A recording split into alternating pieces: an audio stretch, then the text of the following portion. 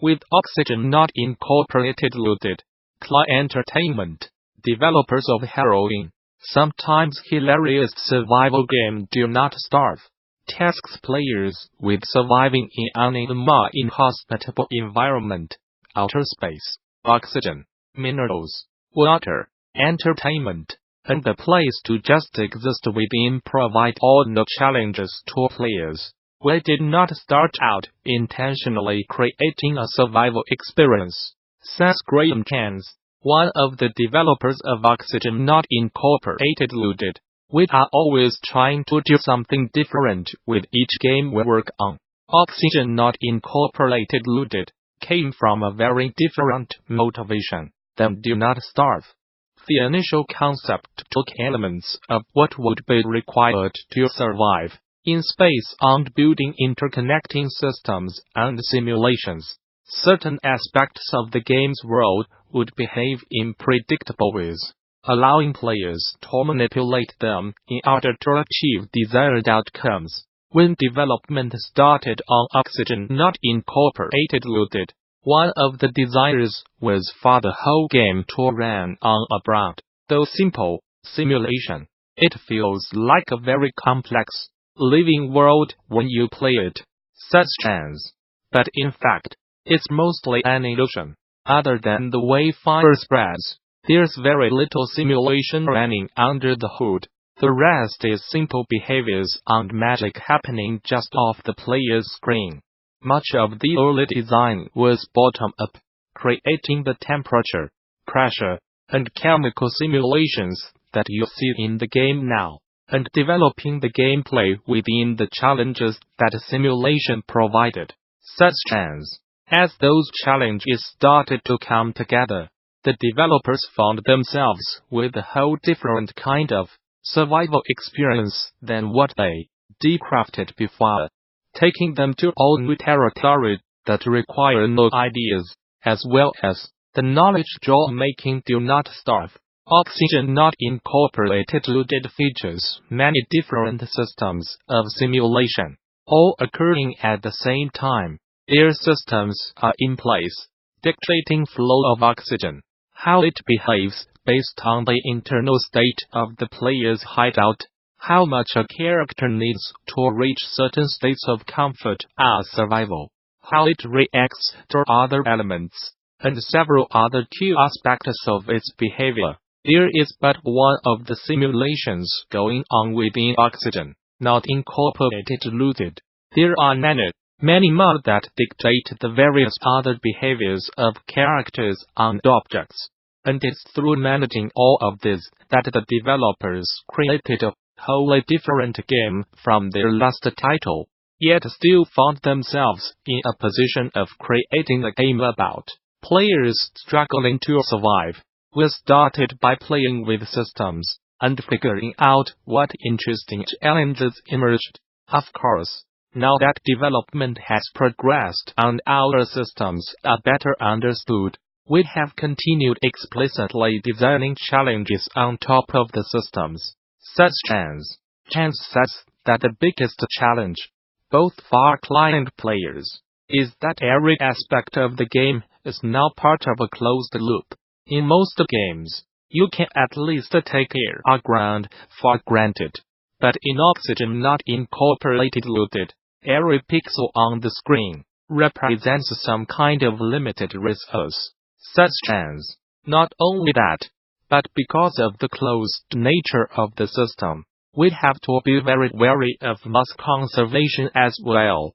He adds, everything that has an input needs to have some kind of output, so that all the air, minerals, energy, and so forth can keep flowing around in these ecological and industrial cycles and sustain a thriving base.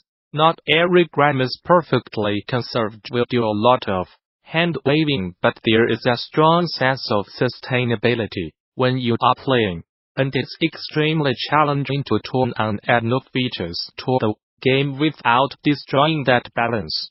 This was a very different experience from Do Not Starve, forcing the player to continually recycle what they have within a closed system of interconnected, complicated simulations. That's not to say the developer could not take any of their past work lessons into Oxygen Not Incorporated Loaded. Oxygen Not Incorporated Loaded was not made as a successor to Do Not Starve, but as both games ended up focusing on the inherent struggles of living in a dangerous place, such as we have definitely been able to take across a lot of lessons. Foremost among these is being careful about how we layer and overlap our challenges. The obstacles in the world are meant to be persistent. Your Duplicants characters never stop breathing, after all. So even when you have got oxygen production thoroughly solved, suffocation is still a threat lurking in the background, daring you to make a mistake, such as the developers had seen that survival would be at its most tense should the player constantly have a flow of small challenges layered on top of one another, and at no point ever offering the player a sense they were completed.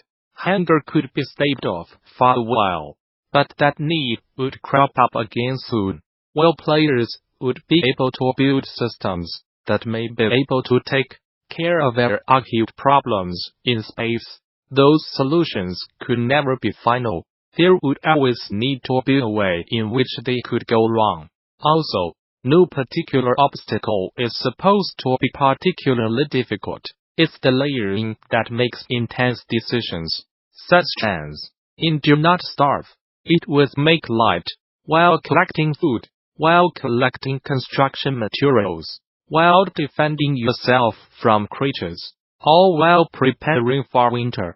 This is the same kind of layering we strive to do in Oxygen Not Incorporated Loaded, where the player must balance all the needs of their dupes at the same time. Each need is not so difficult, but it's easy to let something slip while you are working on your next megaproject.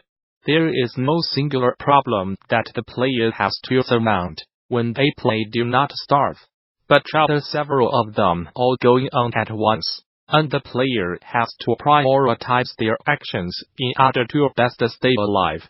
This layering of challenges formed the backbone of Do Not Starve, and later on became an important part of surviving in space with Oxygen Not Incorporated Loaded. Another special element of Do Not Starve that carried over was the lack of obvious tutorial, forcing the player to feel like they are learning everything on their own. The other major takeaway from Do Not Starve is how you can design a game that has little or no tutorial, such as Do Not Starve does a wonderful job of silently, but surely leading players through its mechanics using only gameplay.